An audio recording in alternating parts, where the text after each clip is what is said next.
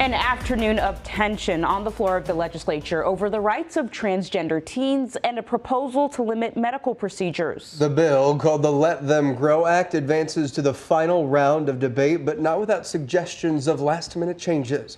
LB 574 is sponsored by State Senator Kathleen Kauth. The bill advanced today would prohibit gender-affirming procedures for anyone under the age of 19. An amendment to limit the restriction to just gender-affirming surgeries fell short. KETV News Watch 7's Joey Safchek is live at the state capitol with what we know at this hour. Joey. Right, there's a lot to unpack here, but the bottom line is this: the Let Them Grow Act has advanced to the final stage after a day of back and forth. This all happened just moments ago. As you can see, there's still a crowd here behind me. Tensions, emotions are high. People are largely very frustrated. That amendment you just heard about nearly derailed the bill this afternoon and now has supporters open to changing the bill between now and when it's debated one final time. The bill has drawn another crowd of people here into the Capitol in opposition. You see them here. They say it threatens the rights of transgender people. Sponsor Kathleen Kauth opposed the amendment to limit the bill's scope. When it suddenly came up for a vote this afternoon, Speaker John Archt recessed the entire legislature. Bill opponent Megan Hunt says supporters panicked and changed the rules of the game.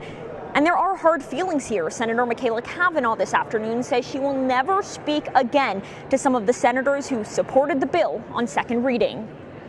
You shut down the process of the entire legislature. What? I would like to see that ever happen to any bill introduced by one of the opponents of LB 574, when at the very end you get got by procedure and you don't know what to do, and then you pick up your ball and you run to the speaker's office and you say, hold on, time out, we're doing a do-over. We have had a lot of tension and hostility on the floor, and so yes, it does take a lot of trust, but the tension and the hostility has been coming in one direction. I am committed to sitting and working with people on this.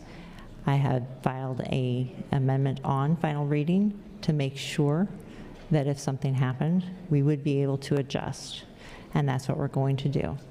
It remains to be seen how this bill may change before it returns to the floor for final debate. For now, the Let Them Grow Act advances. We'll have more right here on KETV News Watch 7 at 5. Reporting live in Lincoln, Joey Safchek, KETV News Watch 7.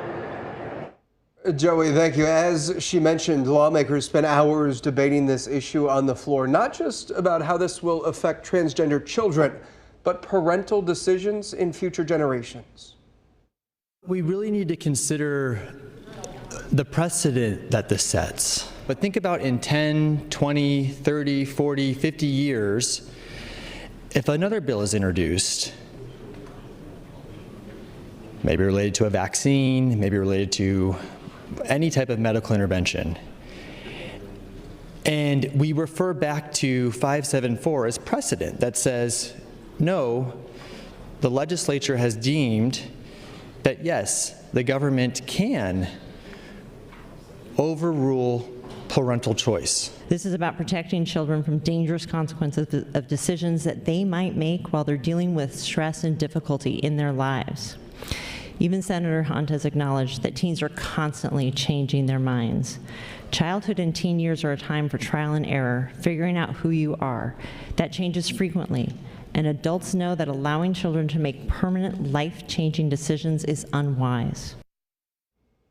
And Nebraska lawmakers move forward on the Heartbeat Act. They debated for hours Wednesday on the bill that would ban abortions after a fetal heartbeat is detected. That's usually about 6 weeks into a woman's pregnancy. The bill does have exceptions for rape, incest, and if the health of the mother is in jeopardy.